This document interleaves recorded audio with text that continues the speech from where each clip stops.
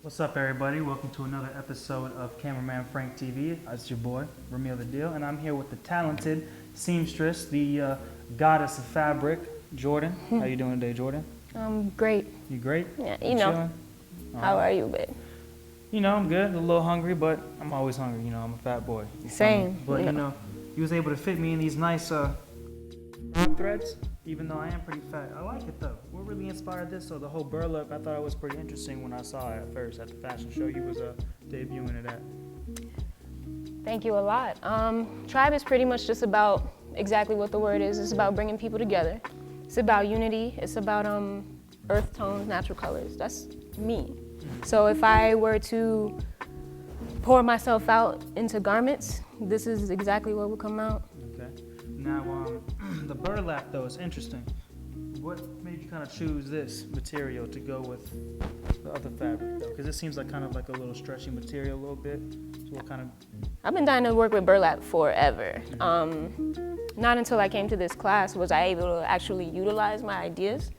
But burlap, it's an interesting fabric. You really want to wear it on the inside. You know, it's kind of itchy. It has that rugged, sack potato type of feel to it.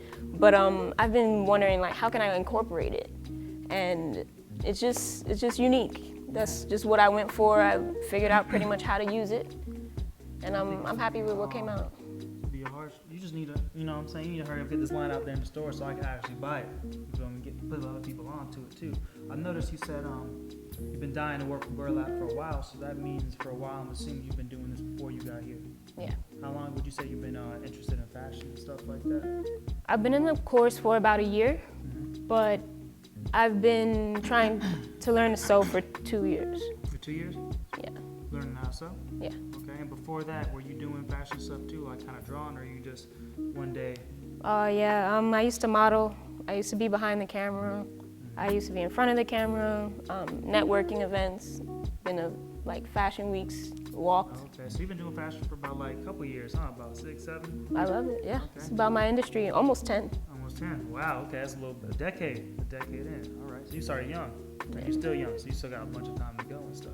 So what really inspired fashion though? Because you said you modeled and you kind of were behind the cameras and in front of the cameras too, so was it just kind of being around the lights and all of that stuff that just kind of brought you into fashion, or did you just? When I was 17, to make a very long story short, you see how I'm pretty much kind of laid back in my attire now, and I used to wear tall tees. I used to dress very baggy, very, very, very masculine, and I had an opportunity to get a makeover from Tyra. Banks. Yeah, Tyra Banks. And that pretty much catapulted my interest in other things. I used to be an athlete, but then I started to look at myself, like, what else can you really do? With yourself, yeah, like how else could I use my body frame to do A, B, C, D, or whatever? Yeah, talent. Did you want to go into that Tyra Banks story a little bit? Oh, it's a long story. You got to make it short, so I guess we're going to have to. She gave me a makeover. Okay. The request was, do you know a tomboy who needs a makeover? Oh. And my mother was like, yes, I know the one. Please do something with her. How was that? Okay, you guys don't even keep in touch no more, do you? Of course we do. We're close. My mom and I. Oh, you and Tyra? I'm sure you and your mom. I hope you and your mom was close and stuff like that. But hey, if you Tyra your mom, that's what's up. Definitely shout out to everything that she does for young people. That's what's up. I'm sure you guys are probably gonna get back in touch. Maybe about 10 years, you're gonna bump into her. You'll be like, hello. She'll be like, you look. Wouldn't that be something? That would be something. I always tell my homeboy he wants to be a cook. And I always tell him that he's gonna meet Denzel, and he's not gonna have no collard greens for Denzel that one day.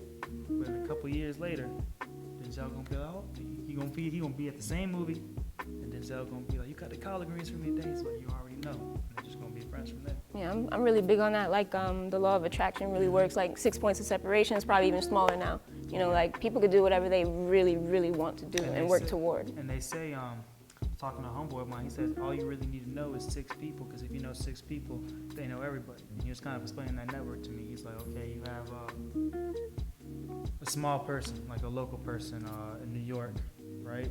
Okay, I design clothes, right? I went to high school with Joey Badass, for example, the rapper. Who does Joey know? Joey knows 2 people higher up. That's 4 people right there. Those 2 people know people are at 6. Yeah. You know what I'm saying? So it's Small just kind of world. like a thing like that. And if you kind of, the law of attraction also states, you know, that like energies attract. So if you do similar things, if you just keep doing at it and you like really going at it, you'll find a way to get involved in whatever you want to do. May not be as big as you want it to be, but you know, Well, it happens. it's So scaled to. things, you know, I feel like some people aren't meant to kind of be as big. Like I was talking to somebody, they were like, they kind of want to do like a little charity for kids. Not like a charity for kids, but like a nonprofit teaching kids how to do like AV work and stuff like that. Like hotels setting up cameras and things, because there are a lot of talented people who can't be in front of the camera.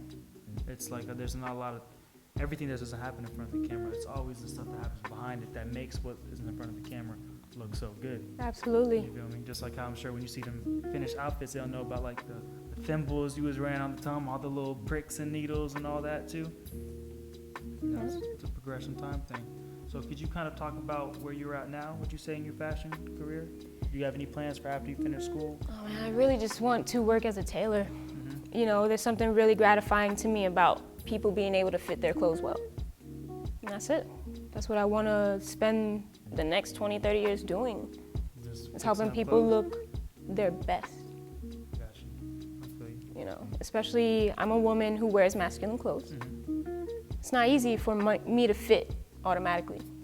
So that's one thing So that, you can get them and tailor them to yourself. yeah, So would you as well as say- other people. You said your style is a lot about, is it the tribal threads. Mhm. Is that just one line you have, or are you versatile in styles? Oh you gosh, just we focusing can really on one stick to right one now? thing, right? Gotcha, right? Very versatile, but tribe is my brand. I want to live that. I want to live that brand, you know, and everything behind it. And there's been so many natives and so many tribes, you know, and anything could be a tribe, as far as it doesn't just have to be like Aborigine style, Yeah.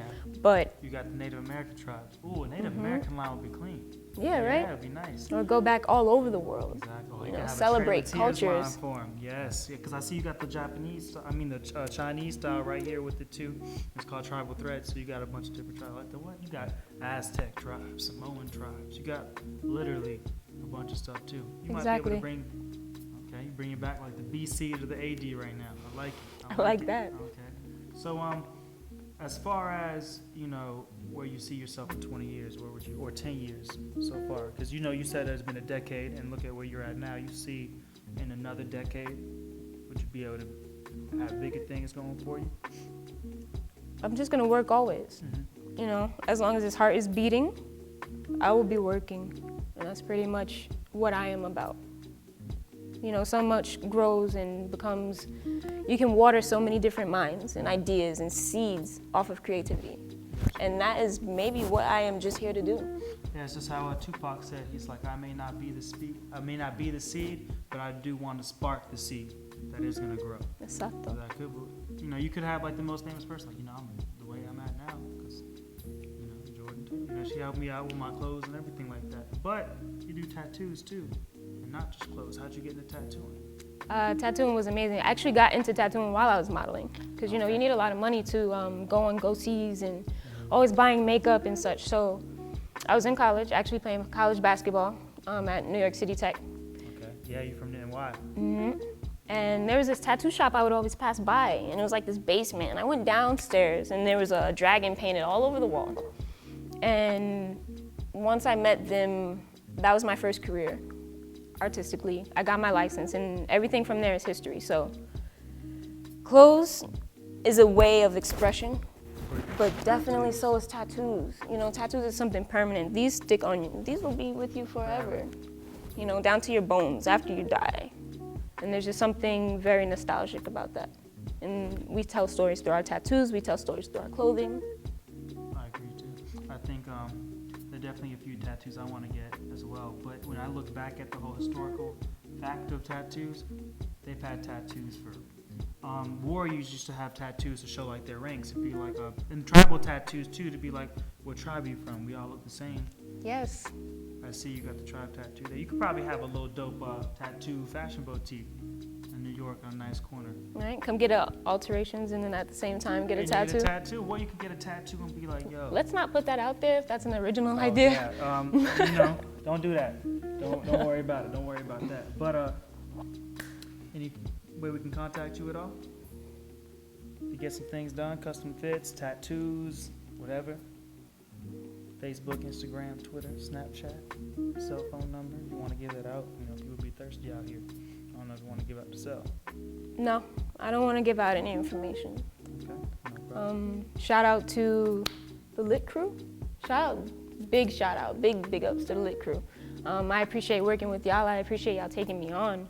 How to find me? Well, just we'll just follow the Lit crew, and then you'll be able to find me.